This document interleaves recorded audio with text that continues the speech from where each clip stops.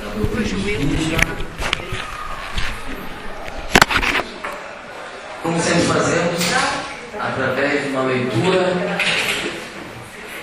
do livro Fonte Viva, a mensagem número 130, e tem aí tem uma passagem que está na primeira epístola de Pedro. Cada um administre aos outros o dom como recebeu, como bons dispensadores da multiforme graça de Deus. A vida é máquina divina, da qual todos os seres são peças importantes. E a cooperação é o fator essencial na produção da harmonia e do bem para todos. Nada existe sem significação. Ninguém é inútil. Cada criatura recebeu determinado talento da providência divina para servir no mundo e para receber do mundo o salário da elevação. Velho ou moço, com saúde do corpo ou sem ela, recorda que é necessário movimentar o dom que recebeste do Senhor, para avançares na direção da grande luz. Ninguém é tão pobre que nada possa dar de si mesmo. O próprio paralítico, atado ao catre da enfermidade, pode fornecer aos outros a paciência e a calma, em forma de paz e resignação. Não ouvides, pois, o trabalho que o céu te conferiu e foge à preocupação de interferir na tarefa do próximo, a pretexto de ajudar.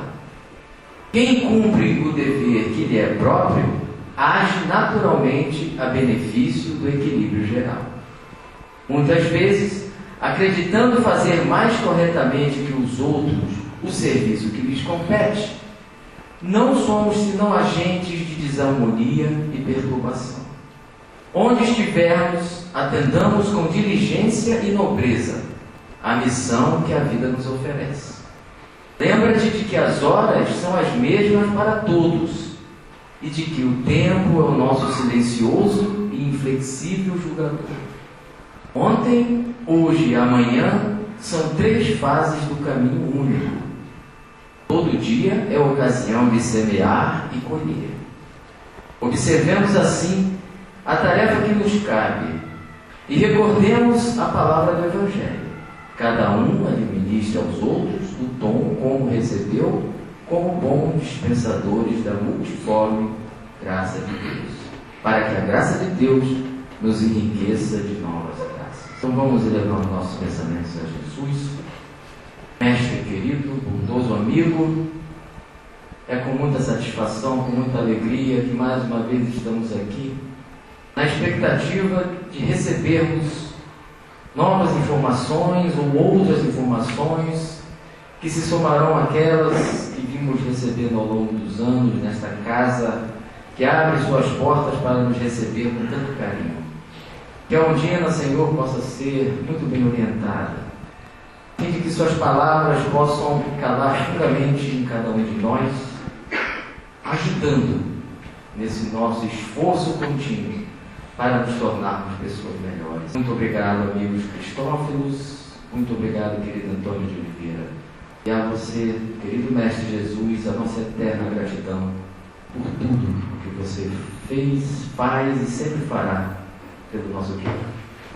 Boa noite, companheiros. Boa noite. Primeiro, queria pedir desculpa a vocês pela voz, né? Se der uma tocinha, vocês não reparem. Vim hoje para não deixar o meu amigo aqui em falta, né? Mas vamos tentar fazer o nosso estudo. O nosso estudo de hoje, como vocês já viram aqui, Consciência e o Deus Juiz. Quando a gente olha esse título e analisa ponto por ponto, consciência, algo subjetivo, que muitos de nós ainda não entendemos. E Deus juiz, que Deus é esse juiz? Será que nós ainda estamos na época de encarar o Pai como juiz?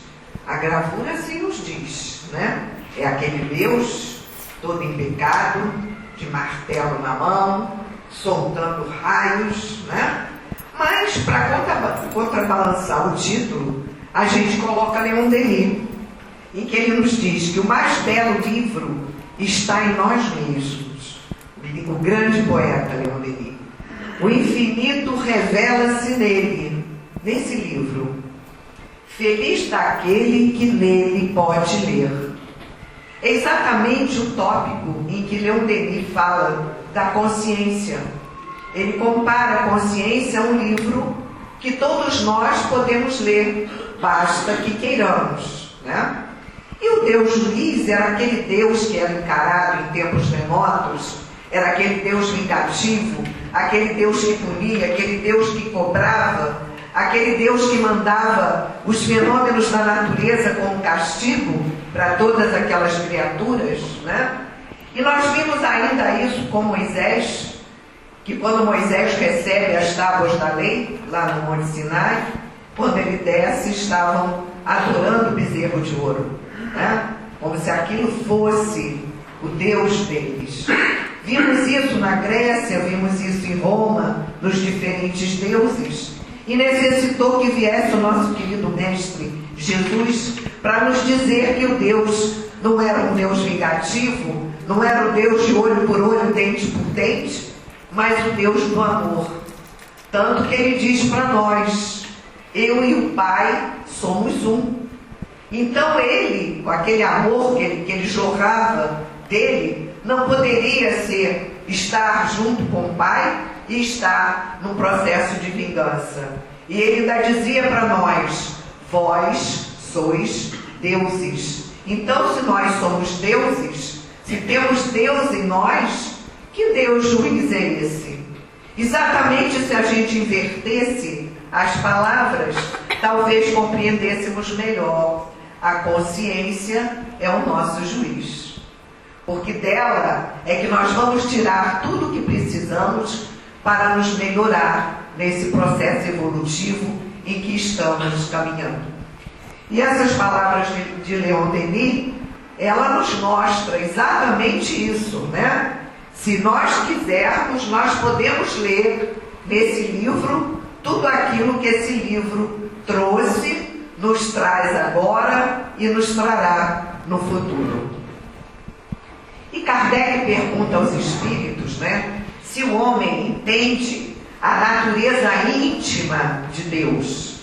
E eles respondem: o homem não compreende a natureza íntima de Deus. Nós sentimos Deus, nós entendemos Deus pela sua criação. A criação de Deus nos mostra a beleza da sua criação. Basta que não precisamos nem olhar para fora. Olhemos para nós mesmos e analisemos como somos. Veja a beleza desse ser que nós somos, em espírito e em físico. Então, o conhecer essa natureza de Deus é através da sua obra, através da sua existência nas obras que ele cria. E os espíritos ainda respondem: quando pela sua perfeição se houver se aproximado de Deus, o homem, ele o verá e o compreenderá. Então, quando nós, através da nossa perfeição, chegarmos a esse estágio estabelecido pelo Pai, né, que é o determinismo do Pai, é a nossa perfeição, aí sim nós vamos vê-lo e vamos compreendê-lo. Mas Kardec faz uma série de perguntas para os espíritos, né? Quando ele fala sobre os atributos de Deus, e a gente faz uma conexão aí de duas questões, a questão 11 e a questão 115, e que diz: Deus é soberanamente justo e bom. Criou todos os espíritos simples e ignorantes, isto é, sem saber. Simples na forma e ignorantes no saber. A cada um deu determinada missão. O Paulo, hoje na página inicial, ele falou do valor das nossas missões. Então, a cada um de nós é dada uma missão. Não é que sejamos espíritos missionários.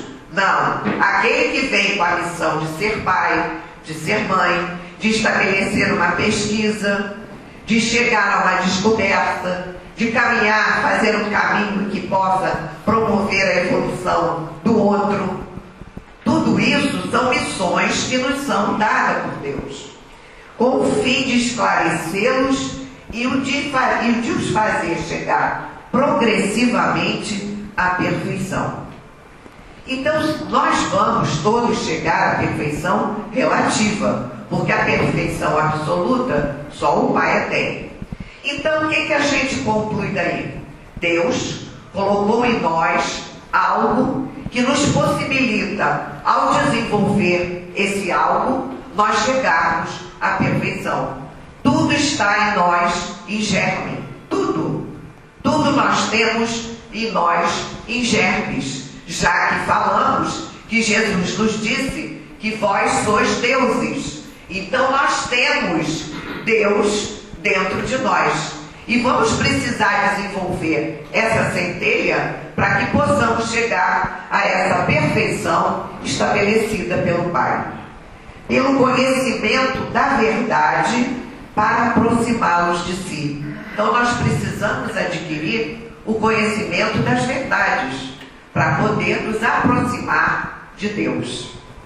Esta perfeição é que eles, os homens, encontram a pura e eterna felicidade.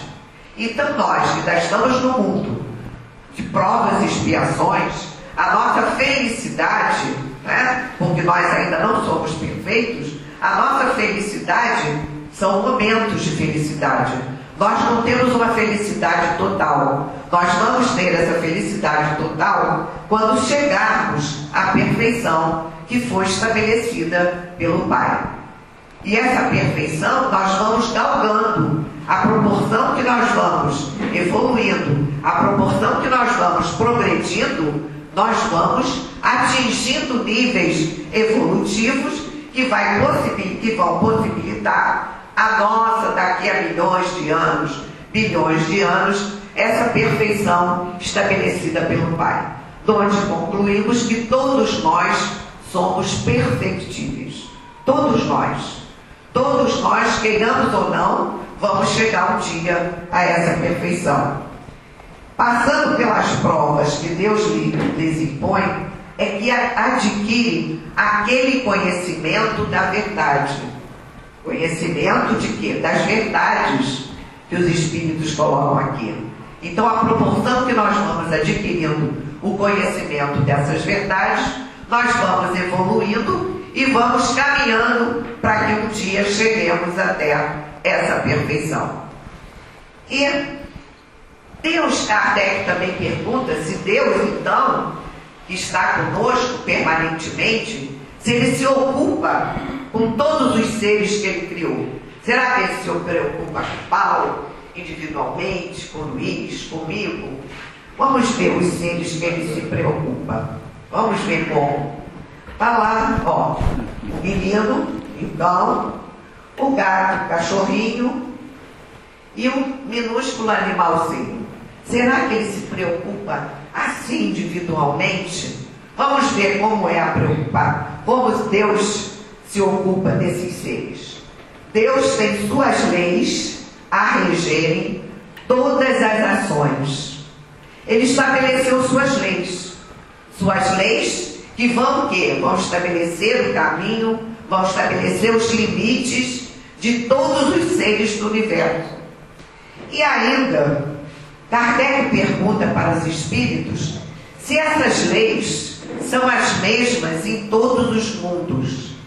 E os espíritos respondem: a razão nos diz, lá na questão 618 do Livro dos Espíritos, os espíritos dizem que a razão nos fala que certamente em outros mundos as leis